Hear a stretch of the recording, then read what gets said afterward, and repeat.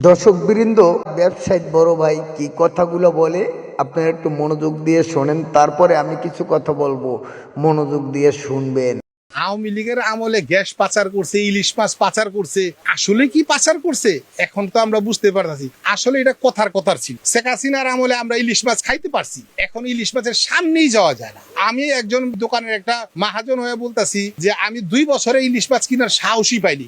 একটা ইলিশ মাছ 3,000 টাকা দিয়ে কেনার মতো আমার সামর্থ্য নাই। যারা কিনে হয়তোবা তারা মাদকের সাথে জড়িত, আর নাইলে 5,000 টাকা খরচ করে একটা ইলিশ মাছ কেনার মতো একজন ভালো মানুষ, একটা মানুষের 2-3 লাখ টাকা আয় করা ছাড়া ইলিশ মাছ খাওয়া। মানুষ যোগ বিয়োগ পর্যালোচনা করে মন্তব্য করবেন, কেননা জেলা উপজেলা বিভাগ রাজধানীতে যেতে হবে না, ইউনিয়নে এবং ওয়ার্ড পর্যায়ে গ্রাম পর্যায়ে দেখুন একজন পাড়াপড়শি এবং বন্ধুবান্ধব আত্মীয় স্বজন মারামারি কাটাকাটি হানাহানি করেন, এবং দেখা গেছে যে একজনকে একজন কিভাবে তলে ফালাবে সেই চিন্তাটাই সবাই করেন, এবং কিভাবে তাকে প্রতিহত করবে, কিভাবে তারে দুর্বল করবে, ঘায়েল করবে, এই চিন্তাটাই থাকে।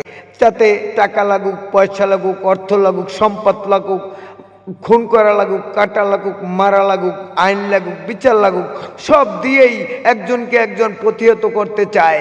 এটাই ছিল জামাত বিএনপির প্ল্যান, হ্যাপি প্ল্যান। মানে যেটা তারেক জিয়া বলেছিল, ফেসবুক মিডিয়ায় দেখেছি, যে মানুষ যত খুন করবা, যত মারবা, ততই তাড়াতাড়ি শেখ হাসিনা যাবে। এটাই ছিল প্ল্যান। কেননা